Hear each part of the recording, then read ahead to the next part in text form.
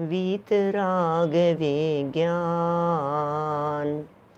नमुता ही जाते भये हरिहंतादि महान करि मंगल करि हो महा ग्रंथ करन के काज जाते मिले समाज सब पावे निज पद राज पावे निज पद राज। इस भव तरु का मूल एक जानहु में त्या भाव ताको करि निर्मूल अब करिए मोक्ष उपाव करिए मोक्ष उपाव।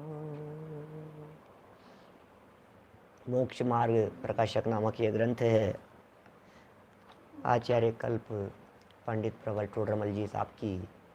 यह है अनुपम रचना। मोक्ष मार्ग प्रकाशक के 8वें अध्याय के अंतर्गत हमें बता रहे हैं, हमें सिखा रहे हैं कि भैया शास्त्र पढ़ने की कला क्या होती है, शास्त्रों को किस प्रकार से पढ़ना। जो बात जैसी लिखी हुई हो उसका वैसा ही अर्थ नहीं होता। हम पिछले कुछ दिनों से इन सारे प्रकरणों के संदर्भ में चर्चा कर रहे हैं। बहुत सारी बातें आप लोगों के बीच में हुई है और कल थोड़ी सी अटपटी बातें भी कह दी थी कि भैया तुझे तो दोष रूपी क्यों नहीं हो गया। यदि तेरे को गलत काम ही करना था तो फिर तू पूरी तरह से ही कर लेता ना, क्या दिक्कत है। ये सब बातें हमने यहाँ आपके बीच में कर ली थी और एक प्रश्न उठाया था कि भैया आपके कहने से यदि हम ऐसा मान लेवें कि निचली दशा के अंदर तो दोष लगते ही हैं, निर्दोष तो सिद्ध भगवान ही होते हैं, यदि ऐसा मान ले आप कह रहे हो इसलिए हम मान लेते हैं इस तरह की बात। तो हमें एक बात आप ये समझा दीजिए कि कोई मुनिराज यदि किसी तरह का कोई दोष उनके जीवन में लगता हो, व्रत भंग होता हो, थोड़ा बहुत परिग्रह रख लेवे हैं तो क्या दिक्कत है। अरे भाई साहब बहुत बड़ी गलती पर हो आप, बहुत बड़ी भूल में हो, ऐसा नहीं चलेगा। क्यों? क्योंकि पदवी ऊंची है और काम नीचा है। ऊंची पदवी रख करके और नीचा काम करे तो बोले जिनवाणी इस काम के ऐसी चीज़ के लिए बर्दाश्त नहीं करेगी, वो पूजनीय नहीं है। हाँ, यदि उस भूमिका में, जिस भूमिका में हैं, उस भूमिका में यदि काम किया जा सकता है, उस भूमिका में यदि वो दोष लगने संबंधी बातें कही गई है जिनवाणी में, तो बोले ठीक है, फिर कोई दिक्कत नहीं है। इसका मतलब ये है कि दोष भी भूमिका के अनुसार स्वीकृत हैं।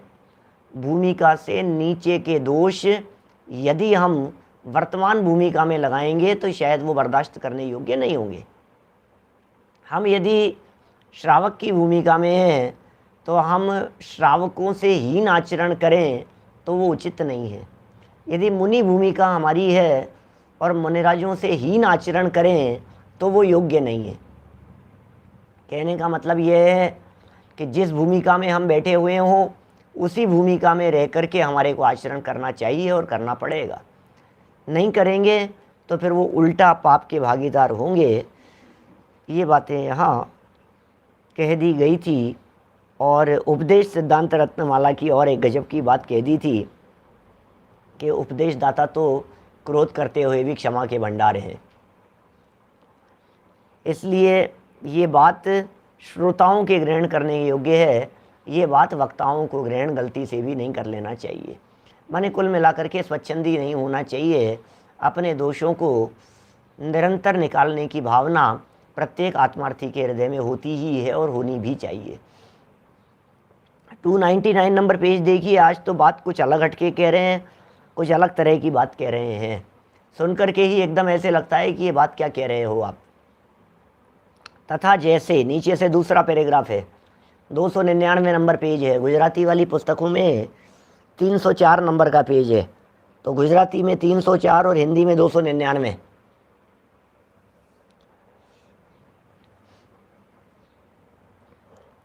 तथा जैसे किसी को अति शीतांग रोग हो, अति शीतांग रोग है किसी के, शीत शीत ठंड लग रही है, ठंडा है, बिल्कुल ठंडा पड़ा हुआ है ऐसा समझिए आप। किसी को अति शीतांग मतलब शीत माने ठंडक और अंग माने शरीर, तो शीतांग बहुत ठंडा शरीर है। गुजराती में कुछ पुस्तकों में 311 नंबर पेज है। ये देखिए क्या कह रहे हैं, जैसे किसी को अति शीतांग रोग हो, उसके अर्थ अति उष्ण रसादिक औषधियां कही है कि भैया इसको तो गर्म दवाइयां दो, ठंड का रोग है, गर्म दवाइयां दी जानी चाहिए, तो दे दी, अच्छी बात है, तो रोग ठीक हो जाएगा। लेकिन ये कह रहे हैं उन औषधियों को जिसके दाह हो, वह तुच्छ शीत हो, वह ग्रहण करे तो दुख ही पाएगा। बात समझ रहे क्या कह रहे हैं? भयंकर ठंड लग रही थी, गर्म दवाइयां दे दी, लेकिन जिसके गर्मी का रोग हो रहा हो वो ले लेगा तो दुख पाएगा, या थोड़ा ही उसे ठंड की प्रॉब्लम हो और वो बहुत ज़्यादा गर्म दवाइयां ले लेवे तब भी दुख पाएगा। उसी प्रकार किसी के किसी कार्य की अति मुख्यता हो, जगत में एक व्यक्ति दिखाई दे रहा है और उस व्यक्ति के जीवन में किसी कार्य की अति मुख्यता दिखाई दे रही है, माने वो उपवास करता है तो सिर्फ उपवास उपवास उपवास उपवास ही करते रहता है, अति मुख्यता। माने वो व्रत करता है तो बस व्रत व्रत व्रत व्रत व्रत, इतनी मुख्यता किसी काम की दिखाई दे रही है कि यदि वो पूजन करता है तो 8 पूजा 10 पूजा 12 15 पूजाएं जब तक वो नहीं कर लेवे तब तक उसका पेट नहीं भरता, तब तक उसको ऐसा लगता है नहीं ये पूजा तो छूटी गई, आज तो ये पूजा ही नहीं करी, आज तो इन तीर्थंकर की नहीं करी, आज तो ये है, आज तो ऐसी भी होनी चाहिए, देवशास्त्र गुरु की होनी चाहिए, सिद्ध पूजन होनी चाहिए, 24 तीर्थंकरों की होनी चाहिए, फिर किसी एक तीर्थंकर की होनी चाहिए, फिर ऐसा होना चाहिए, फिर रत्नत्रय की पूजन होनी चाहिए, फिर 10 लक्षण की होनी चाहिए, फिर पंचमेरु की भी होनी चाहिए। अब वो तो उसको तो ऐसा लगता है जैसे तो कोई मैं यदि कोई एक आध पूजा भी नहीं करी तो कुछ अधूरापन रह गया। क्या मूल नायक भगवान की तो होनी चाहिए साहब, ये तो मूल नायक भगवान है, इनकी तो प्रतिमा, इनकी तो पूजन जरूर करेंगे अपन। तो ये कह रहे हैं किसी के किसी कार्य की अति मुख्यता हो, उसके क्या उसके अर्थ उसके निषेध का अति खींचकर उपदेश दिया हो। जनवाणी में निषेध भी करते हैं और अति खींच करके उपदेश भी देंगे, क्या लगा रखा है तुमने, ये क्या कर रखा है तुमने, ऐसे कैसे चलेगा। और पट पट पट पट पट रेलगाड़ी चालू होती है और बिल्कुल धीरे तो बोलते ही नहीं है, और फटाफट फटाफट श्वास श्वास श्वास श्वास श्वास चलता रहता है। तो कह रहे हैं उसे जिसके उस कार्य की मुख्यता न हो, वह थोड़ी मुख्यता हो वह ग्रहण करे तो बुराई होगा। अब हमने ये कहा कि भैया ये क्या कितनी कितनी पूजाएं करते हो, ये क्या पूजा पूजा के अंदर लगे रहते हो। अब ये बात वो व्यक्ति ग्रहण कर ले जो पूजा करता ही नहीं हो, तो क्या होगा। क्या रोजाना जो कितने ही मंदिरों के दर्शन करते हो, रोजाना, आप लोगों के यहाँ तो नहीं होंगी सब जगह ऐसी स्थिति, लेकिन हमारे यहाँ तो जयपुर में कई लोग ऐसे हैं जो लोग बेचारे मतलब वो कहते हैं इस मंदिर के भी दर्शन करेंगे, इसके भी दर्शन करेंगे, इसके भी दर्शन करेंगे, क्योंकि 1 किलोमीटर के अंदर 40 मंदिर है, दिगंबर जैन मंदिर। क्या अब उनके हटा कर रहे हैं इस तरह का कि नहीं नहीं जब तक हम 8-10 मंदिरों के दर्शन नहीं करेंगे तब तक काम। तो उससे कह रहे हैं भैया दर्शन दर्शन से क्या होगा, और फिर तू दर्शन करता है तो भागते भागते करता है, दौड़ता रहता है, भगवान की प्रतिमा के सामने खड़े होकर के उनके स्वरूप को निहारने का तो तेरे पास में समय ही नहीं है, वीतरागता को तो तू देखता ही नहीं है, उनके उपदेश को उनके स्वरूप को तो जान ही नहीं रहा है। तो ये कह रहे हैं अब उसको कहा निषेध किया, तो उसे निषेध करने पर कोई दूसरा व्यक्ति जो दर्शन ही नहीं करता हो, क्या वो यदि उस उपदेश को ग्रहण कर ले वे तो उल्टा ही होगा। कितना सरलता से पंडित जी साहब एक एक बात समझाते चले जा रहे हैं, और उदाहरण तो ऐसा दिया है, कैसा शास्त्राभ्यास का भी निषेध किया है जिनवाणी में। और यार क्या बात कर रहे हो, जिनवाणी में शास्त्राभ्यास का निषेध, अरे भाई साहब वो जिनवाणी नहीं होगी, अरे पंडित जी ऐसा कर मत देना कभी, आप क्या कह रहे हो, आप शास्त्राभ्यास का निषेध। अरे मैं नहीं कह रहा हूँ, टोडरमल जी उदाहरण दे रहे हैं। यहाँ उदाहरण है, जैसे किसी के शास्त्राभ्यास की अति मुख्यता हो। लो भैया, शास्त्राभ्यास की अति मुख्यता हो और आत्मानुभवन का उद्यम ही नहीं है, उसके अर्थ बहुत शास्त्राभ्यास का निषेध किया है। लो, जिनवाणी में निषेध किया है बहुत शास्त्राभ्यास का। एडवोकेट साहब दौसा से बोलो, निषेध कर दिया साहब, दृढ़ता से निषेध कर दिया। किस बात का निषेध कर दिया? बोले बहुत शास्त्राभ्यास का निषेध किया। यार ये बात कैसी कह रहे हो यार आप, शास्त्राभ्यास का निषेध, ये बात तो जच नहीं रही है हमारे को। क्या बोलो, ये बात तो हमारे को जच नहीं रही है। बहुत शास्त्राभ्यास का निषेध किया, तथा जिसके शास्त्राभ्यास नहीं है वह थोड़ा शास्त्राभ्यास है। अब दुनिया में लोग तो सब तरह के हैं, कई तरह के लोग हैं इस दुनिया में। वो ये कहते हैं कि अब एक तो व्यक्ति ऐसा है जो शास्त्राभ्यास बिल्कुल नहीं करता था, एक व्यक्ति ऐसा है जो थोड़ा बहुत करा लेता था कभी कभार।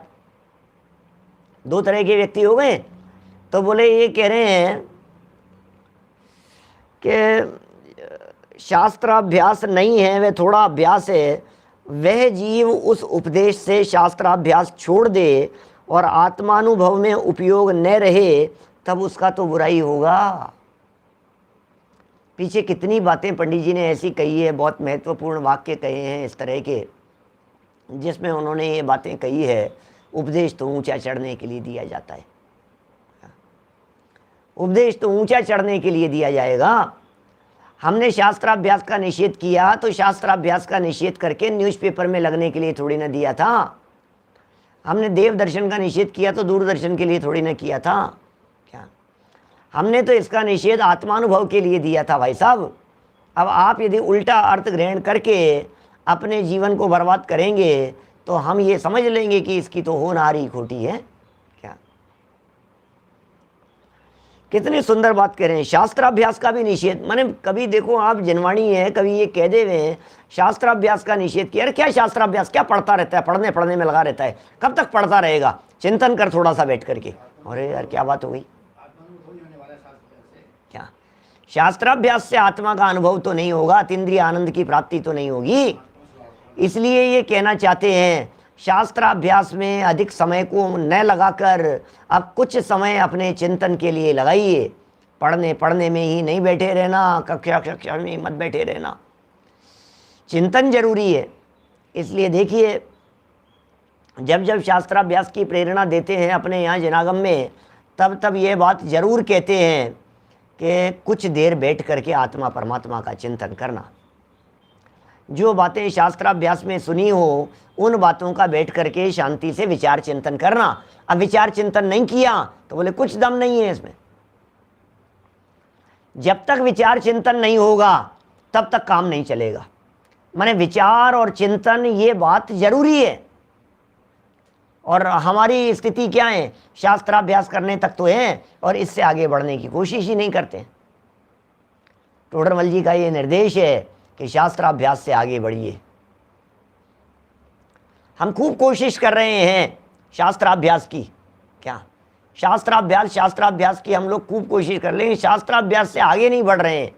जो बात जिनवाणी में लिखी है उसे फील नहीं कर रहे हैं, जो बात जिनवाणी में लिखी है उसे महसूस नहीं कर रहे हैं, जो बात जिनवाणी में लिखी है उस बात को अनुभव के लिए है, भेद विज्ञान के लिए है, भेद विज्ञान के चिंतन के लिए है, वहाँ तक नहीं पहुँच रहे हैं। तो टोडरमल जी ये कह रहे हैं भैया शास्त्राभ्यास से कुछ होने वाला नहीं है।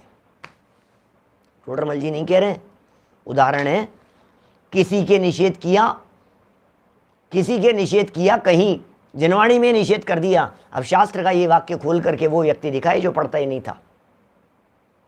अब क्या करें, कितनी महत्वपूर्ण बात है। माने जब से ये हमने 8वां अध्याय शुरू किया है तब से मैं समझता हूँ 20-25 बार तो मैंने ये बात कह दी होगी कि आपको ये निर्णय करना पड़ेगा कौन सी बात कौन से व्यक्ति के लिए। बस कितनी बार मैंने ये बात कह दी है आपसे, कौन सी बात किसके लिए है, कौन सी बीमारी है और कौन सा उपचार किया जाना चाहिए, ये सोचिए आप। क्या चलें, बात हो गई पूरी यहाँ। अब वो शास्त्राभ्यास को यदि छोड़ दे और आत्मानुभव में उपयोग न रहे तब उसका तो बुरा ही होगा। शास्त्राभ्यास तो छोड़ दिया और आत्मा का अनुभव किया नहीं, अब क्या करेगा? आसमान से गिरा और खजूर पे लटका, ऐसा हो गया। न घर के रहे न घाट के, ऐसा हो गया। इधर से भी निकल गया और उधर भी नहीं रखा, अब क्या करें? ससुराल भी छोड़ दिया और पियर से रखा नहीं, अब क्या करें? बीच में अटक गए, अब क्या करेंगे बोलो? क्या बड़ी विकट स्थिति है ये। शास्त्राभ्यास छोड़ दिया और आत्मा का अनुभव हुआ नहीं, अब क्या करें? तो बोले अभी छोड़ने लायक नहीं था। ये छोड़ने की स्थिति तो तब थी जब अनुभव की तरफ बढ़ रहे हो, जब चिंतन की तरफ बढ़ रहे हो। बहुत जगह पर इस तरह के कथन किए हैं। अभी आगे चल करके प्रतिक्रमणाधिक के संदर्भ में भी इस प्रकार की बातें कहने वाले हैं। देखिए आप, आगे बढ़ते हैं, अपन इसी प्रकरण को बढ़ा रहे हैं थोड़ा सा और।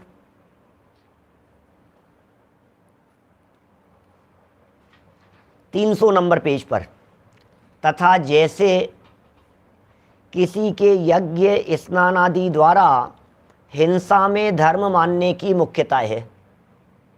क्या क्या कह रहे हैं? जैसे किसी के यज्ञ करता है, स्नान आदि करता है और हिंसा करता है, और हिंसा में धर्म मानने की मुख्यता है, ये हिंसक कार्य कर रहा है क्या? उसके अर्थ ऐसा उपदेश दिया है। कैसा? यदि पृथ्वी उलट जाए तब भी हिंसा करने से पुण्य फल नहीं मिलता।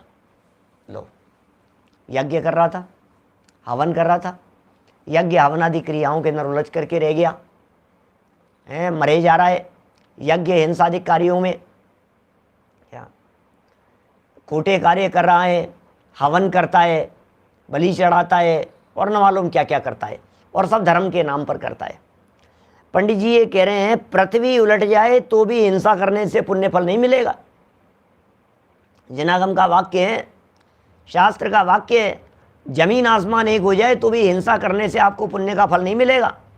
एड़ी से चोटी तक का जोर लगा लो, आप हिंसा कर रहे हो, पाप कर रहे हो आप, रंच मात्र भी इसका पुण्य फल नहीं मिलेगा।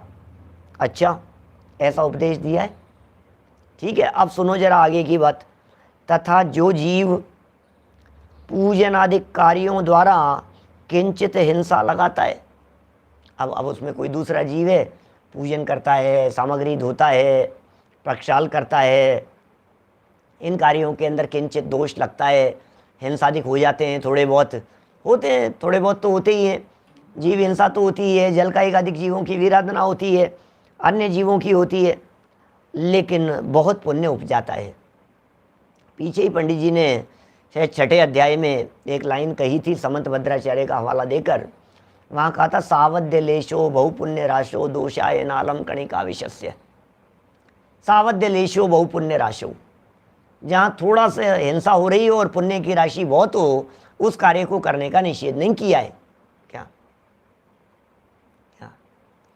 जहाँ थोड़ी बहुत कदाचित हिंसा हो रही हो लेकिन पुण्य की राशि बहुत हो, अब वो किंचित हो रही है, सामग्री धुल रही है, बैठ रहा है, दरी बिछा करके बैठ रहा है, प्रवचन के लिए बैठ रहा है, माइक लग रहा है, लाइट जल रही है, पंखा चल रहा है, अब किंचित हिंसा हो रही है, अब कोई बात नहीं, अब पंखा चला करके बैठ रहा है तो अधिक उपयोग लगाने के लिए बैठा है। क्या ऐसी बातों को थोड़ा गहराई से समझना पड़ेगा ना हमारे को, कि कहना क्या चाहते हैं, विषय क्या है।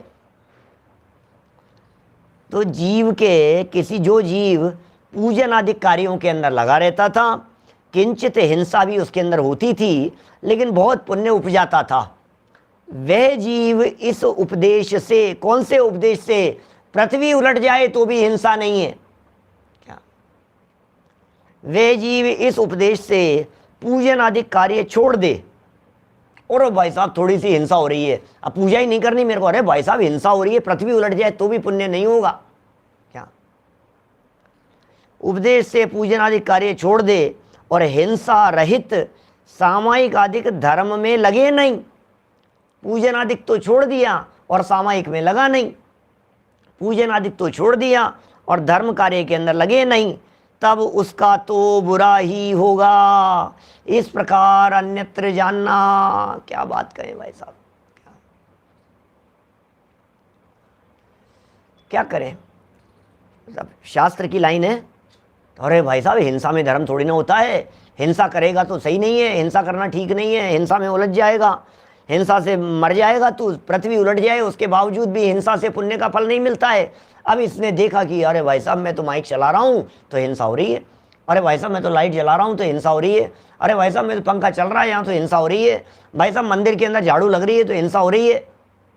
तो क्या करें बोलो, नहीं करें प्रवचन, नहीं करें स्वाध्याय, नहीं बैठे, अष्टांग नमस्कार करने के अंदर आप घुटने टेक रहे हो, जमीन में जीवों की हिंसा हो रही है, मंदिर में घंटा बजा रहे हो, मंदिर में हिंसा हो रही है। अब क्या करें, नहीं करें कुछ भी।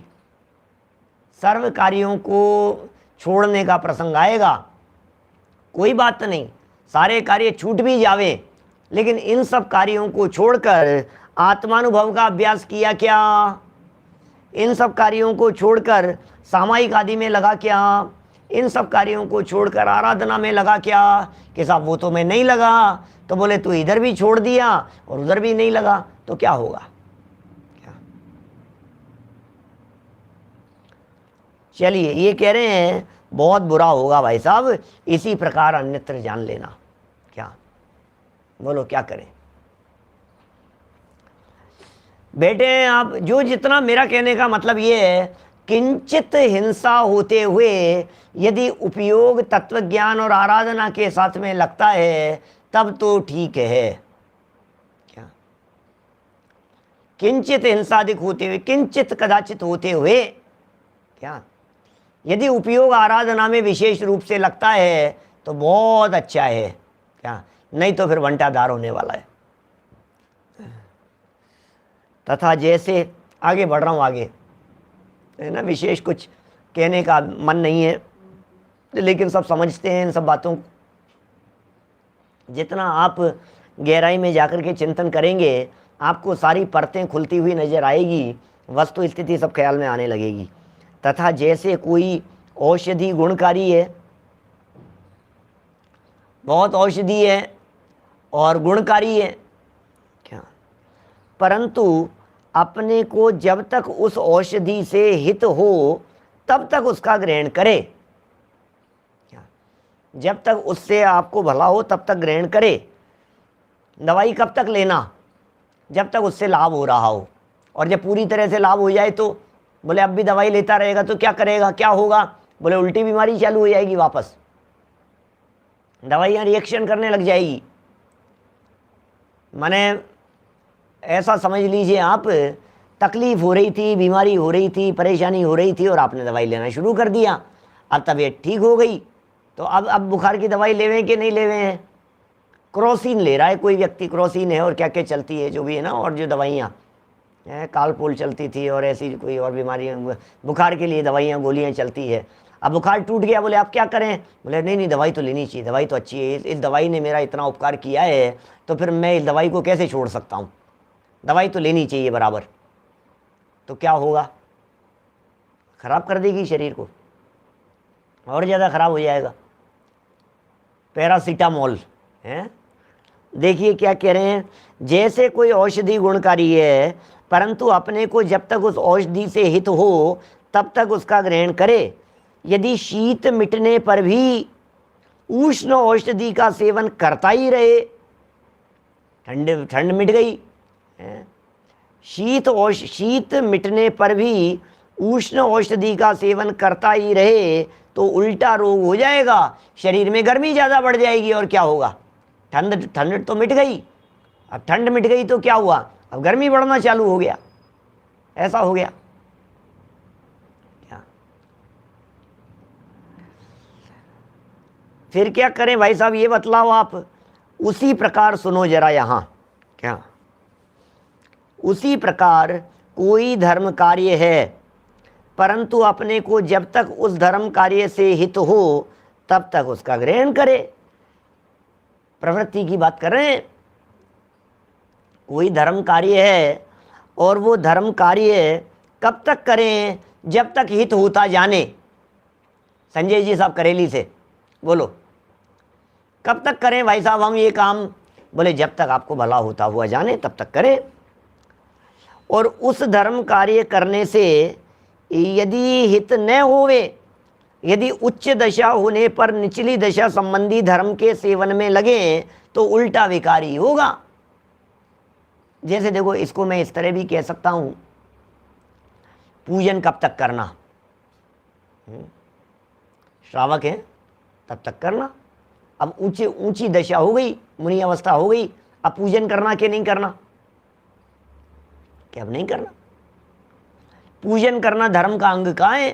पूजन करना धार्मिक क्रिया कई है, लेकिन वो पूजन करना धार्मिक क्रिया उन्हीं लोगों के लिए कई है जो ऊपर नहीं चढ़ रहे हैं। अब जो इससे ऊपर चढ़ गए उसको इनका निषेध कर दिया। पूजन कब तक करना? और चलो अभी मुनि अवस्था की छोड़िए, पूजन कब तक करना? बोले जब तक स्वाध्याय का समय नहीं हुआ हो तब तक। क्या? अब स्वाध्याय का समय हो गया तो पूजन छोड़ करके स्वाध्याय करना। अब स्वाध्याय का कब तक करना? बोले चिंतन में लग गया है तो अब स्वाध्याय को रोक देना, अब चिंतन की तरफ बढ़ जाना, सामयिक की तरफ बढ़ जाना। अब सामयिक की तरफ बढ़ गया है तो स्वाध्याय करना छोड़ देना, पढ़ते ही मत रहना, सामयिक की तरफ लग जाना। बोलो स्टेप बाय स्टेप है।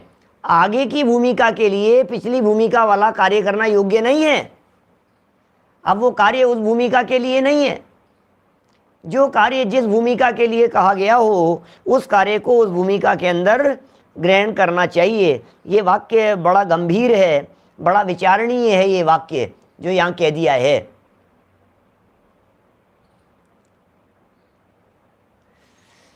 यदि उच्च दशा होने पर, वाक्य देखना जरा पंडित जी का कितना सुंदर वाक्य है। यदि उच्च दशा होने पर निचली दशा संबंधी धर्म के सेवन में लगे, उच्च दशा होने पर निचली दशा संबंधी धर्म के सेवन में लगे तो उल्टा विकार ही होगा। इसी बात को मद्देनजर रखते हुए समय सार ग्रंथ में आचार्य कुंद स्वामी मोक्ष अधिकार और अंतिम गाथाएं 306 और 307 नंबर की गाथा, मोक्ष अधिकार की समय सार की 306 और 307 नंबर यदि आप गाथा खोल करके देखेंगे तो कई लोग तो माथा पकड़ लेते हैं कि ये क्या लिख रहे हैं कुंदाचार्य देव। यहाँ कुंदाचार्य देव लिख रहे हैं, पाटनी जी साहब क्या लिखते हैं उन गाथाओं में? ये लिख रहे हैं, टोडरमल जी साहब लिखेंगे यहाँ नीचे, बोले प्रतिक्रमण विष कुंभ है, प्रतिक्रमण जहर है। क्या बात कर रहे हो? प्रतिक्रमण को विष कुंभ कह रहे हो आप? इसका मतलब प्रतिक्रमण नहीं करें? हमारे प्रतिक्रमण तो बहुत करते हैं सब लोग, गुजरातियों के अंदर तो प्रतिक्रमण बहुत चलता है, स्थानकवासी संप्रदाय में तो प्रतिक्रमण ही सबसे बड़ी क्रिया कही गई है।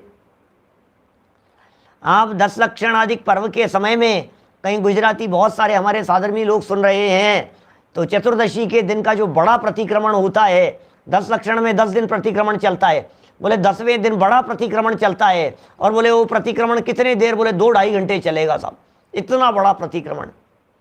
प्रतिक्रमण तो जरूरी है। प्रतिक्रमण माने दोष की निवृत्ति। प्रतिक्रमण का मतलब ऐसा है कि हमने जितने भी पाप किए हैं ये सारे पाप धुल गए, ऐसा है प्रतिक्रमण का मतलब। तो अब आप प्रतिक्रमण को जहर कह रहे हो, ये बात तो बर्दाश्त के योग्य नहीं लग रही है हमारे को भाई साहब। क्या जिग्नेश भाई, ऐसा ही होता है? ऐसा लगता है हमारे को साल भर के पाप को धोने के लिए अंतिम दिन ये जो बड़ा प्रतिक्रमण है अनंत चतुर्दशी के दिन, ये तो करना ही चाहिए। प्रतिक्रमण कर लिया इसका मतलब पाप से मुक्त हो गए हम, ऐसा समझ लिया अपन ने। तो अमृत चंद्राचार्य ने कहा, कुंदाचार्य देव ने कहा, प्रतिक्रमण को जहर कह करके पुकारा। अब कोई व्यक्ति इस बात को सुनकर ऐसा समझ लेवे कि अब जिंदगी में कभी प्रतिक्रमण नहीं करूंगा क्योंकि प्रतिक्रमण को तो जहर कहा है, कुंदाचार्य देव की बात को मानूंगा क्या? तो अमृत चंद्राचार्य देव ने समझाया, प्रतिक्रमण ही जिसके लिए जहर हो उसके लिए अप्रतिक्रमण अमृत कैसे हो सकता है? क्या समझना बात क्या है? मैं नीचे पढ़ने वाला हूं, अभी पूरा पैराग्राफ पंडित जी ने इसी के लिए दिया है। प्रतिक्रमण को जब जहर कह दिया गया है तो अप्रतिक्रमण कौन सा? प्रतिक्रमण को छोड़कर पाप क्रियाओं के अंदर लगा है, उसे अमृत कैसे कहा जा सकता है? क्या? वो तो महाजहर है। अरे भैया, प्रतिक्रमण के परिणामों को ही जब जहर कह दिया है तो अप्रतिक्रमण के परिणामों को तो महाजहर समझना चाहिए। ऐसा अभिप्राय नहीं है हमारा। ये समय सार की गाथाएं हैं। समय सार की गाथाओं को पढ़ करके उलट पुलट हो जाता है व्यक्ति। गहराई से यदि उसके मर्म को नहीं समझे तो फिर तो भैया क्या करें, उल्टा अधोगति जाने की तैयारी हो जाएगी। ये टोडरमल जी कह रहे हैं, यहाँ उदाहरण 2 खतरनाक बातें कह दी आज के इस व्याख्यान में। 2 खतरनाक बातें आ गई।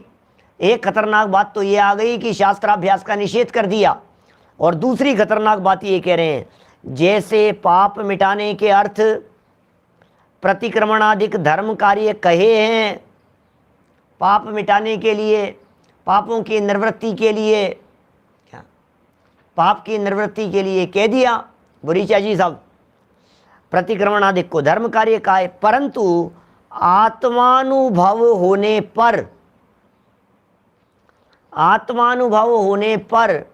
प्रतिक्रमण आदि का विकल्प करे तो उल्टा विकार बढ़ेगा। आत्मानुभव की बात चल रही है, यहाँ तो अनुभव में लीन हो रहे हैं, यहाँ तो आत्मा में समाने का प्रसंग चल रहा है, और आत्मा में समाने के इस प्रसंग में कोई व्यक्ति प्रतिक्रमण आदि विकल्प करने लगे तो कहते हैं भैया विकार बढ़ेगा उल्टा।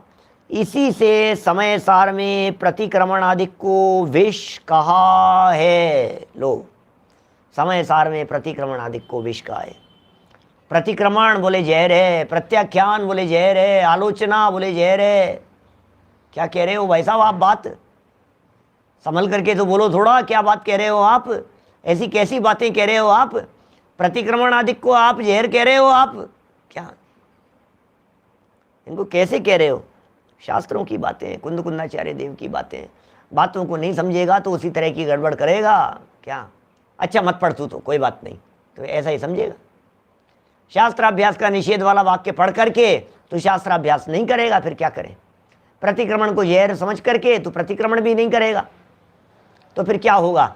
अब प्रतिक्रमण कर नहीं रहा है, शास्त्राभ्यास करता नहीं है, व्रत पूजन आदि का निषेध का हिंसा समझ करके तो व्रत पूजन आदि करता नहीं है, उपवास आदि धर्म क्रियाओं का निषेध कर दिया तो वो सब करता नहीं है। अब क्या करें बोलो? क्या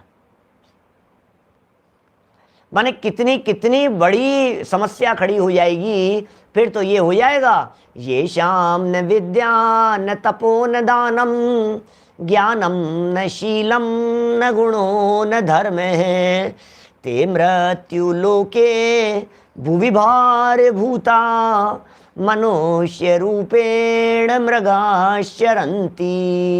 क्या करें? मनुष्य के रूप में होकर के धरती पर बोझ है, पशु है। ऐसा लिखा है भर्तरी जी ने, नीतिकारों ने ऐसा लिखा है।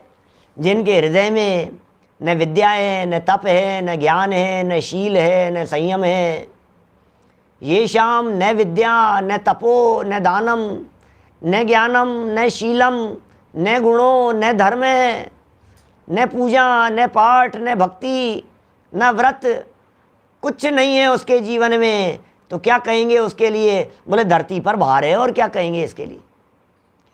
हम क्या कहें? धरती पर बोझ है। तो साहब ऐसा क्यों कह रहे हो? अरे मनुष्य की शक्ल में जानवर है। क्या बात कह रहे हो यार? ऐसी बातें तो मत कहो आप।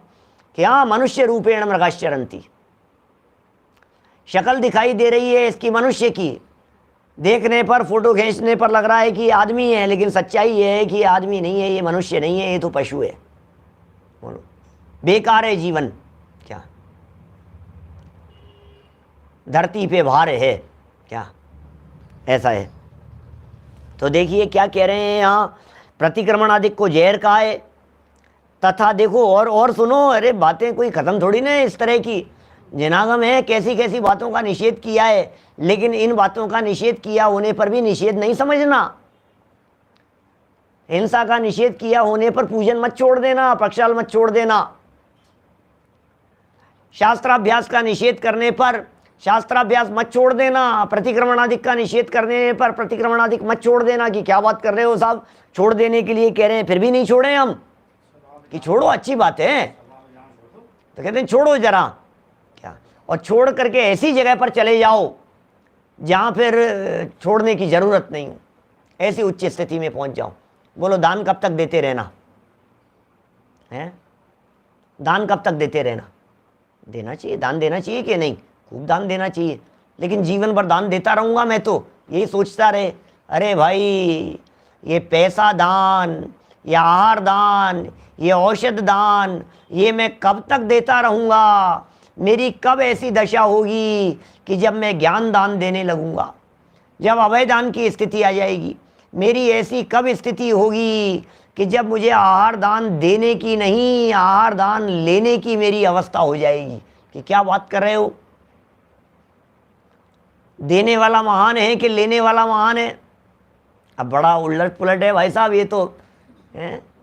देने वाला महान है कि लेने वाला महान है?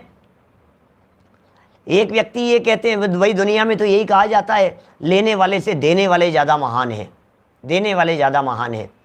लेकिन मुनिराज और श्रावकों के आहार दान की परिस्थिति में बात उलट जाती है, देने वाले की अपेक्षा से लेने वाले महान होते हैं। गजब हो गया। तो हम दे दे करके महान समझ रहे थे अभी तक, हम ये कह रहे हैं कि ये देना तो बंद हो, और हो मेरी ऐसी दशा जैसी तुम धारी है, वो दशा कब होगी? जब देना नहीं, ये अंजुलि बंध जाएगी। क्या वो अवस्था कब होगी? बोलो। फिर भी देते रहें, फिर क्या करें? फिर अब ये ले लिया, फिर लेकर के इकट्ठा कर ले हुए, फिर बच्चों को बादाम बांटते रहें। क्यों? क्या बात कर रहा है भाई? ऐसा नहीं है। सुनो जरा क्या कह रहे हैं। तथा जैसे अविरति को करने योग्य प्रभावनादिक धर्म कार्य कहें, उन्हें व्रती होकर करे तो पाप ही बांधेगा। अभी टोडरमल जी की हिम्मत है भाई साहब, हम कैसे कहें यहाँ ये बातें? क्या बातें बड़ी कड़वी हैं भाई साहब, क्या लेकिन समझने योग्य बातें हैं। क्या बात कह रहे हैं यहाँ पर?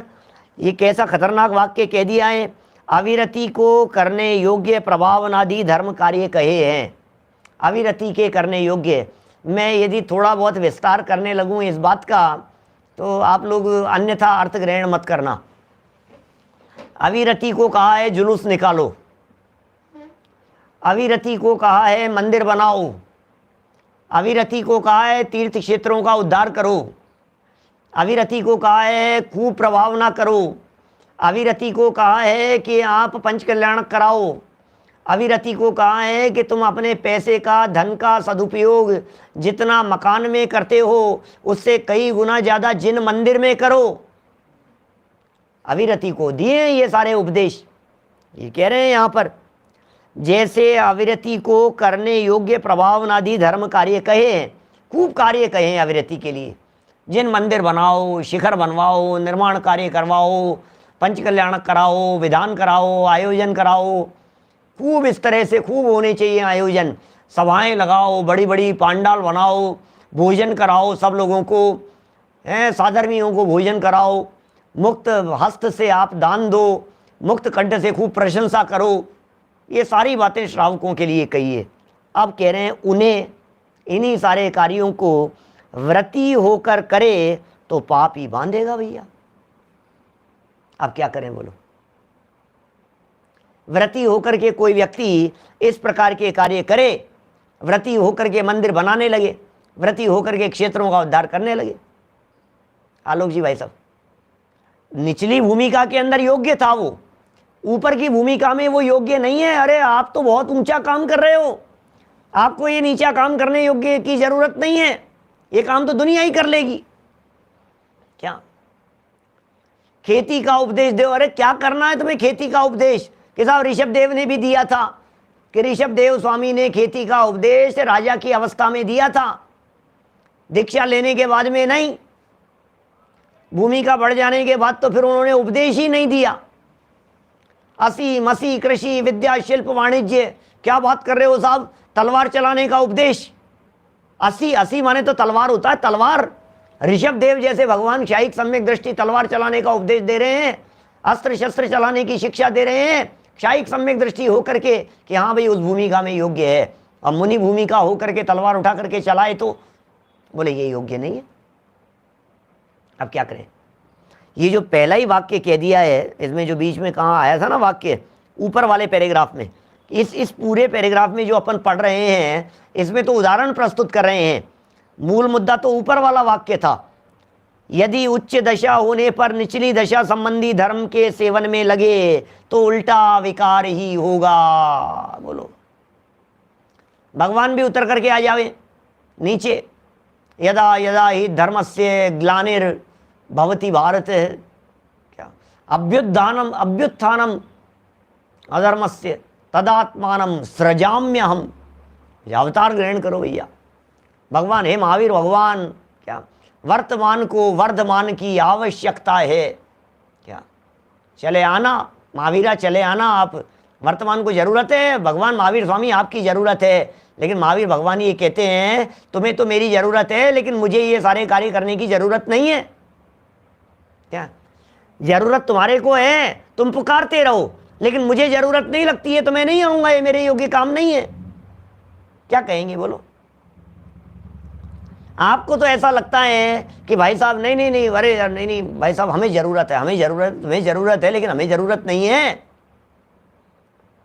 आप तो कहेंगे पंडित जी हमें आपकी जरूरत है, पंडित जी आपके गले की जरूरत है, आपके स्वास्थ्य की जरूरत है, पंडित जी हमारे को जरूरत है आपकी। लेकिन हम ये कहेंगे कोई जिंदगी भर प्रवचन ही थोड़ी ना करते रहेंगे।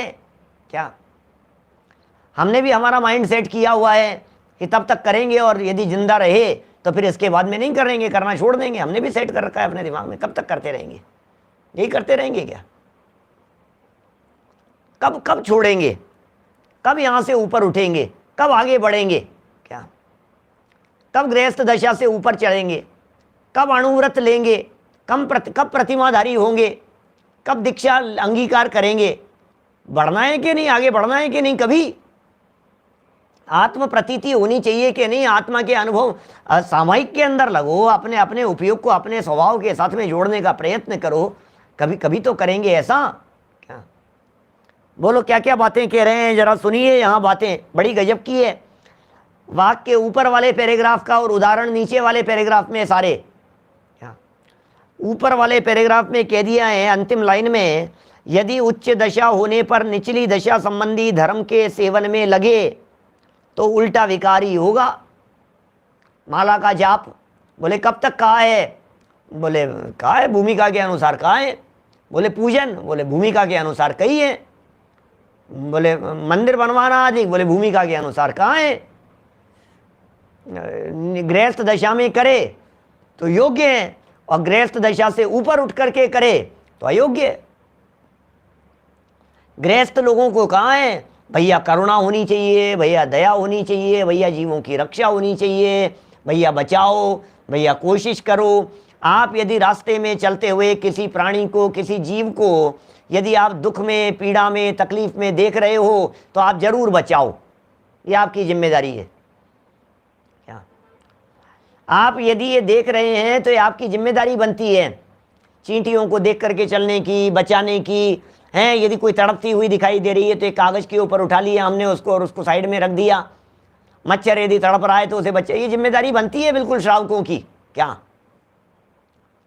सोचिए जरा, मेरा कहने का मतलब ये है ये सब जिम्मेदारी बनती है। लेकिन यदि इस भूमिका से, जैसा कि इन्होंने कह दिया, व्रती होकर के यदि ये कार्य करने लगे तो फिर उल्टा पाप ही बांधेगा। मैंने क्षत्र ये अपने पुरुषार्थ सिद्धि उपाय चलते समय हमने कही थी एक बात, ऐसी बात कही थी पुरुषार्थ सिद्धि उपाय चलते समय। कई बार कहते हैं हिंसा के प्रकरण में कि मुनिराज यदि जीवों को बचाने में लग जाएं, बहुत सारे चींटे ज़मीन पर दिखाई दे रहे हैं, चींटियाँ दिखाई दे रही है और ऊपर से एक चिड़िया कोई आती है या कोई गिरगिट आता है, कोई छिपकली आती है और उसे खा जाती है। अब मुनिराज ध्यान छोड़ करके उसे भगाने में लग जाएं तो फिर ध्यान कर नहीं पाएंगे, दिन भर भगाने में ही लगे रहेंगे।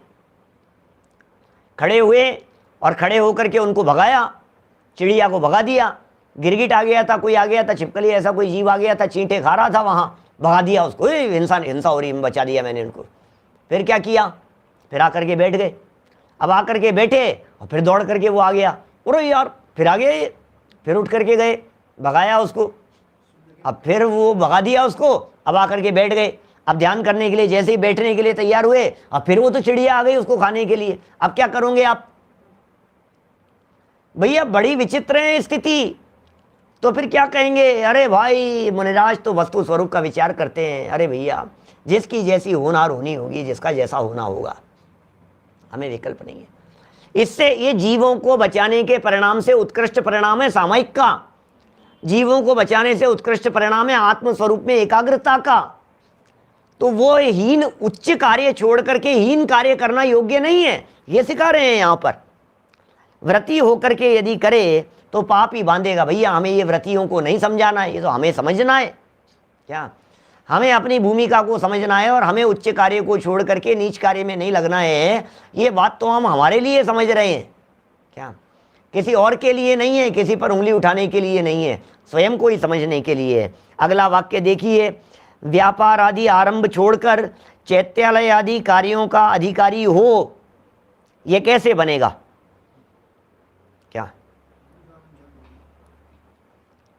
समझ में आ रही है बात? व्यापार आदि आरंभ छोड़कर, अब ये उन्हीं के लिए कह रहे हैं। क्या वाक्य जरा ऊपर से पढ़ो, ऊपर वाली लाइन से, गंभीर बात है। संजय जी साहब क्या कह रहे हैं देखो, जैसे अविरति को अपने योग्य प्रभावनादि धर्म कार्य कहे हैं, अविरति को, उन्हें व्रती होकर करे तो पाप बंधेगा। अविरति को योग्य कहे, व्रती होकर के करे तो पाप बंधेगा। व्यापार आदि आरंभ तो छोड़ दिए थे और चैत्यालय आदि कार्यों का अधिकारी हो। अब ये कैसे बनेगा भैया? जैसे व्यापार था वैसे चैत्यालय निर्माण है, ये कैसे चलेगी बात? जिन्होंने व्यापार छोड़ दिया है, जिन्होंने आरंभवादिक कार्य छोड़ दिए हैं और आरंभवादिक कार्य छोड़ करके व्रती हो गए हैं, आरंभवादिक कार्यों को छोड़ करके मुनि हो गए हैं, आरंभवादिक कार्यों को छोड़ करके साधक हो गए हैं, वे चैत्यालय आदि कार्यों के अधिकारी हो, यह कैसे बनेगा? इसी प्रकार अन्यत्र भी जानना चाहिए। थोड़ा कहा है, बहुत समझ लेना, अन्यथा अर्थ ग्रहण नहीं करना। जिस भूमिका में जो कार्य कहे गए हैं उस भूमिका में उन कार्यों में प्रवर्तन करना, और भूमिका से ऊपर जब आप उठ जाओ तो फिर हीन भूमिका वाले कार्यों को छोड़ देना। ये सारी बातें जिस तरह से कही गई है उसी तरह से स्वीकार करने योग्य है। हम सब इन बातों को जानते समझते हुए अपने जीवन का उद्धार करें, इसी भावना से बात को यहीं विराम देता हूँ। शेष कल 9:20 पर। मोक्ष मार्ग प्रकाशक शाम को 8 बजे यथावत, दिन में 2:30 बजे यथावत। अभिजनवाणी। निज निधि निज में बताई, यह अनंत उपकार है, उसके लिए जिन बार वंदना शत बार है, वंदना शत बार है। नमो हरिहंताणं नमो सिद्धाणं नमो जैनम।